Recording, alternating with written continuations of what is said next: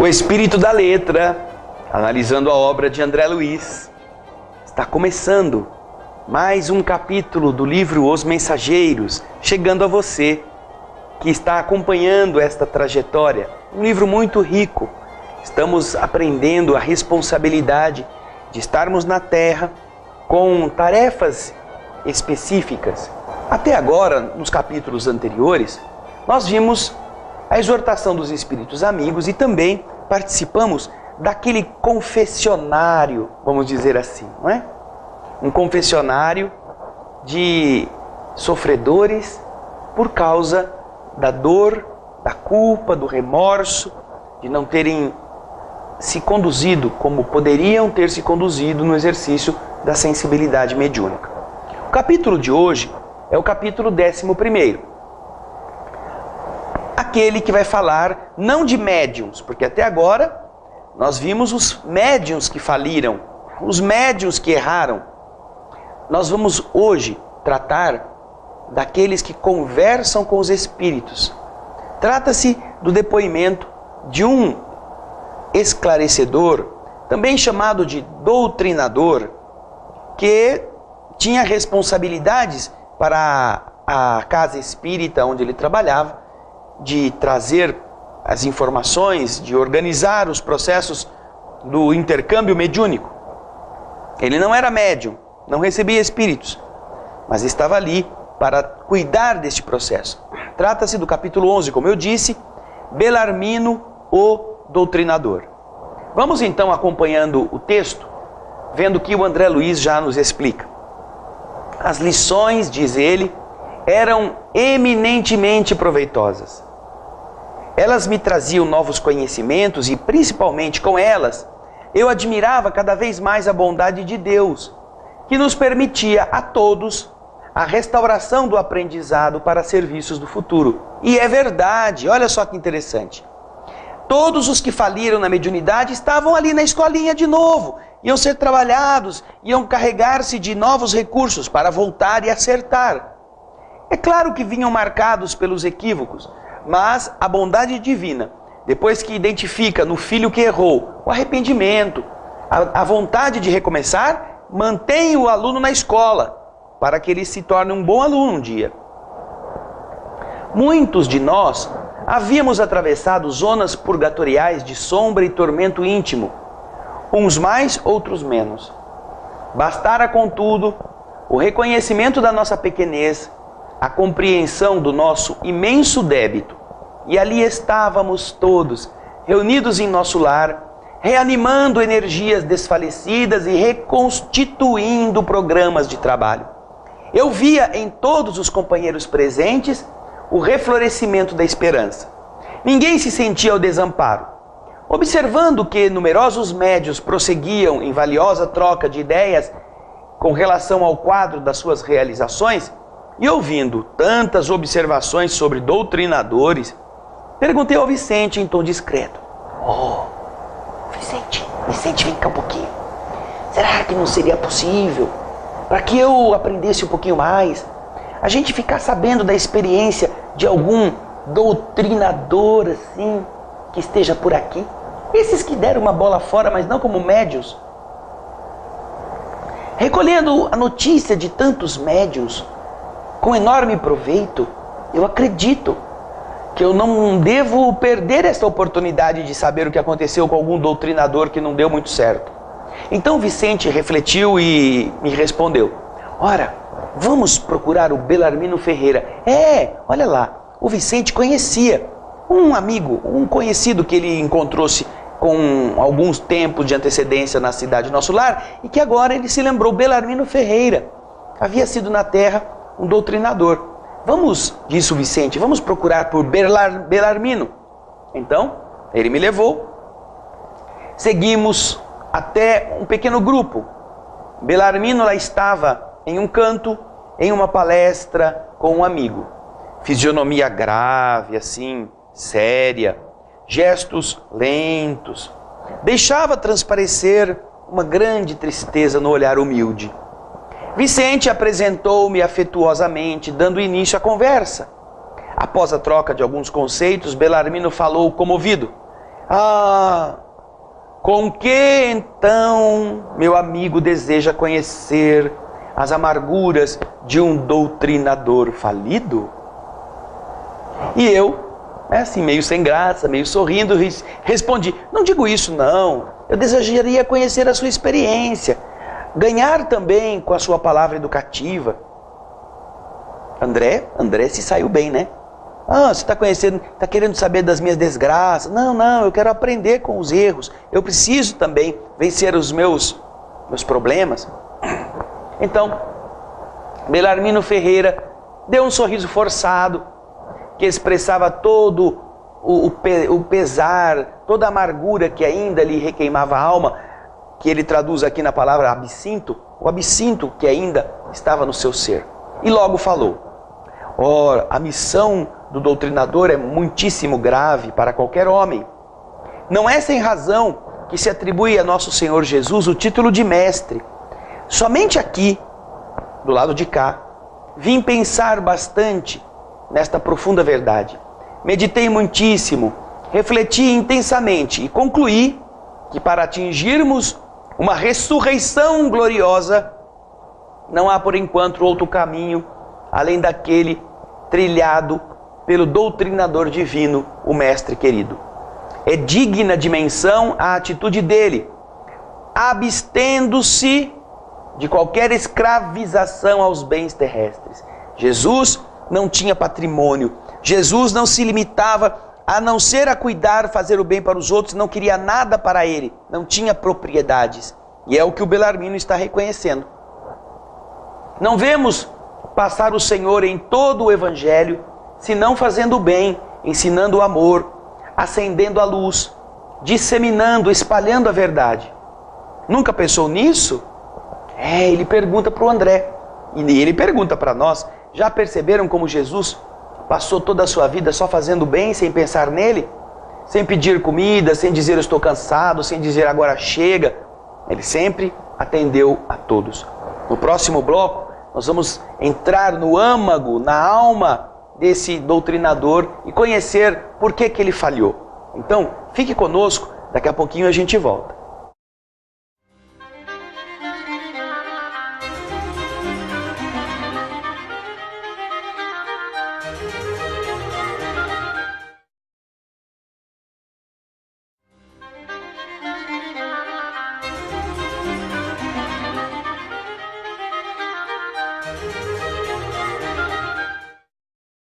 Olá, queridas irmãs, voltamos com o estudo do livro Os Mensageiros, tratando do capítulo 11, Belarmino, o doutrinador. Estamos vendo este doutrinador contando por que ele fracassou. André Luiz está ouvindo os conceitos que ele oferece ao raciocínio, comparando o trabalho de qualquer doutrinador com aquele que Jesus fez na terra, tomando o Divino Mestre como modelo do doutrinador ideal, do doutrinador adequado. E o texto, nós vamos continuar agora com ele, vai nos trazer mais detalhes do fracasso do Belarmino como doutrinador. Vamos então acompanhar o texto, aquilo que ele nos está contando. Depois de longas meditações, cheguei ao conhecimento de que, na vida humana, junto àqueles que administram e aqueles que obedecem, existem aqueles que ensinam. Chego então a pensar que na esfera da terra, da crosta terrena, existem mordomos, cooperadores e servos. Muito especialmente os que ensinam devem ser destes últimos, devem ser servos. Entende, meu irmão? Perguntou o Belarmino. E eu respondi: puxa, havia compreendido perfeitamente. O conceito de Belarmino era profundo e sua opinião era irrefutável, era incontestável. Aliás, eu nunca havia ouvido tão belas apreciações relativamente à missão educativa. Após um pequeno intervalo, ele continuou dizendo: há de estranhar certamente, André, tenha eu, Belarmino, fracassado, sabendo tanto. Minha tragédia angustiosa, porém, é a de todos aqueles que conhecem o bem e esquecem de praticá-lo.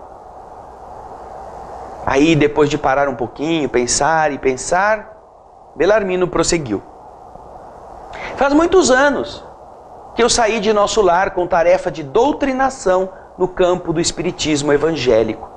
Minhas promessas aqui foram enormes. Minha abnegada Elisa dispôs-se a me acompanhar no serviço laborioso. Ela seria novamente a companheira desvelada, abençoada amiga de sempre. Minha tarefa constaria de trabalho assíduo no Evangelho do Senhor, de modo a doutrinar primeiramente com o exemplo e em seguida com as palavras. Duas colônias espirituais muito importantes que nos avizinhavam enviaram muitos servos para a mediunidade e pediram ao nosso governador que as ajudasse com a remessa de missionários competentes para o ensino e a orientação. Não obstante, apesar do meu passado culposo, eu me candidatei ao serviço, no que fui endossado, apoiado pelo ministro Gedeão, que não vacilou em me auxiliar. Deveria desempenhar atividades concernentes ao meu resgate pessoal, ao passado errado, ao mesmo tempo atender a tarefa honrosa, levando luzes a irmãos nossos nos planos visível e invisível. Sobretudo, era imperativo para mim o dever de amparar as organizações mediúnicas, os médiuns, estimulando companheiros de luta, colocados na terra a serviço da ideia imortalista. Entretanto, meu amigo, não consegui escapar à rede envolvente das tentações. Ih, olha lá. Você pensa que só médium que se dana? Que só médium que faz o que não deve? Olha aí o doutrinador falando que as tentações também lhe foram muito envolventes. Vamos ver como? Desde criança, meus pais me socorreram com as noções consoladoras e edificantes do espiritismo cristão. Circunstâncias variadas que me pareceram casuais colocaram-me na presidência de um grande grupo espírita. Os serviços eram promissores, as atividades nobres e construtivas, mas eu me enchi de exigências, levado pelo excessivo apego à posição de comando do barco doutrinário. 8 médiuns extremamente dedicados ao esforço evangélico me ofereciam colaboração ativa. Contudo, procurei colocar acima de tudo o preceito científico das provas indubitáveis, das provas iniludíveis. Fechei os olhos à lei do merecimento individual, esqueci os imperativos do esforço próprio e então, envaidecido com os meus conhecimentos do assunto, comecei a trazer amigos que tinham mentalidade inferior para que frequentassem a nossa casa, tão somente por causa da falsa posição que eles tinham na cultura filosófica, nos âmbitos científicos do mundo. Eram amigos importantes, pensadores, homens inteligentes, tidos assim pela sociedade que se ilude com as aparências. E eu achava que eles eram importantes, então trouxe-os para o centro espírita, para que estivessem conosco, para que nos ajudassem na pesquisa. Insensivelmente, começavam a nascer na personalidade, na minha, estranhos propósitos egoísticos. Meus novos amigos queriam demonstrações de toda sorte. E então, ansioso para colher colaboradores na esfera da autoridade científica, para agradar os amigos, agradar aqueles que estavam questionando, ele queria, talvez até convertê-los, mas queria que as realidades do espírito fossem aquelas agradáveis a eles. Então, eu passei a exigir dos pobres médiuns longas e profundas e detalhadas perquisições nos planos invisíveis. O resultado era sempre negativo, porque cada homem receberá agora e no futuro de acordo com as próprias obras. Isso me irritava. Instalou-se a dúvida em meu coração devagarzinho. Perdi a serenidade de outro tempo. Comecei a ver nos médiuns que se retraíam aos meus caprichos, companheiros de má vontade e de má fé. Prosseguiam nas reuniões, mas da dúvida passei à descrença destruidora. Não estávamos num grupo de intercâmbio entre o visível e o invisível? Não eram os médiuns simples aparelhos dos defuntos comunicantes? Por que não viriam eles para que pudessem atender aos nossos interesses materiais imediatos? Não é? Por que os espíritos não eram nossos escravos, respondendo o que a gente perguntava? Você vai saber por quê no próximo bloco. Fique conosco e veja que interessante a resposta que o Belarmino vai nos dar. Até já.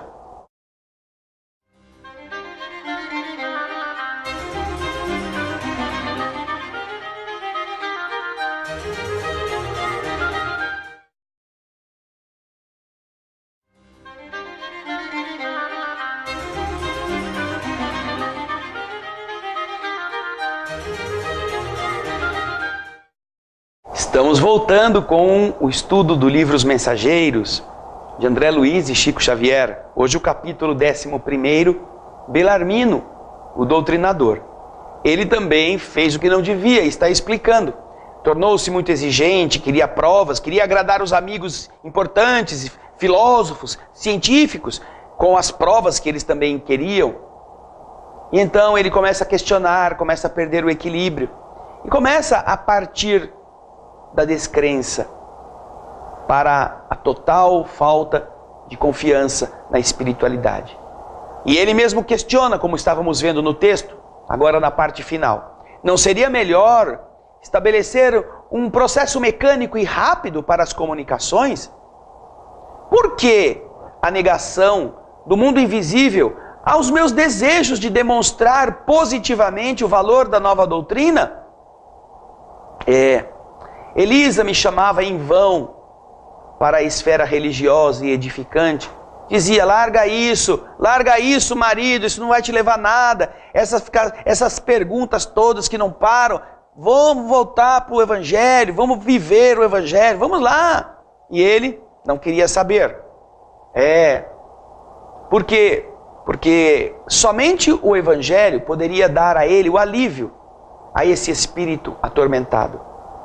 O Evangelho, para ele, entretanto, que é um livro divino, deveria tirar das pessoas, não é, a cegueira da vaidade, da ignorância. Mas enquanto a gente continua cego na vaidade, na ignorância, o Evangelho não expõe os seus tesouros sagrados. Por isso mesmo, eu que não conseguia aprofundar-me no Evangelho, com a cabeça cheia de ideias, taxava-o, considerava-o uma velharia. E então, de desastre em desastre, antes que me firmasse na missão de ensinar, os amigos brilhantes do campo dos pensamentos inferiores da terra arrastaram-me ao negativismo completo. Do nosso agrupamento cristão, onde eu poderia edificar construções eternas, transferi-me para o movimento não da política que eleva, mas da politicalha inferior, que impede o progresso comum e estabelece a confusão nos espíritos encarnados. Aí eu estacionei muito tempo, desviado dos meus objetivos fundamentais, porque a escravidão ao dinheiro me transformara os sentimentos. Você viu como os interesses inferiores acabam se metendo no caminho de quem está preparado para acertar e por isso fazem com que a pessoa fracasse. É o caso do Belarmino, ele está acabando de dizer isto. Vamos acompanhar o texto. E foi assim, até que eu acabei os meus dias em uma bela situação financeira no mundo. E o quê? Um corpo crivado de enfermidades, com um palácio confortável de pedra e um deserto no coração. A revivescência da minha inferioridade antiga religou-me a companheiros menos dignos no plano dos encarnados e desencarnados, e o resto o meu amigo pode avaliar. Tormentos, remorsos, expiações. E ao concluir, diz André, ele ainda afirmou: mas como não ser assim? Como aprender sem a escola? Sem retomar o bem e corrigir o mal? Disse eu abraçando. É verdade, Belarmino, você tem razão. Tenho a certeza de que não vim tão só ao centro de mensageiros, mas também ao centro de grandes lições. André Luiz, então, ao terminar este capítulo, nos informa que o centro de mensageiros era um repositório, um depósito de grandes ensinamentos, grandes lições. Belarmino, que tinha todos os recursos para auxiliar os médiuns, para estimulá-los, para fazer com que a mediunidade fosse ganhando confiança nela mesma, passou a ser um perquiridor, querendo agradar homens importantes da ciência do mundo, pensadores que deveriam, com o seu cabedal de intelecto, avalizar, dizer que a doutrina era certa, como se isso fosse necessário, como se a doutrina espírita dependesse dessa meia dúzia de falsos intelectuais que acham que o seu raciocínio é que avaliza a obra de Deus na terra para dar a ela o caráter de perfeição. E ele então, com isto, estragou-se, jogou fora a oportunidade por querer ser agradável com os indiferentes. Pessoas que nunca vão querer dar o braço a torcer, que vão se achar muito importantes para se deixarem convencer por coisas assim místicas.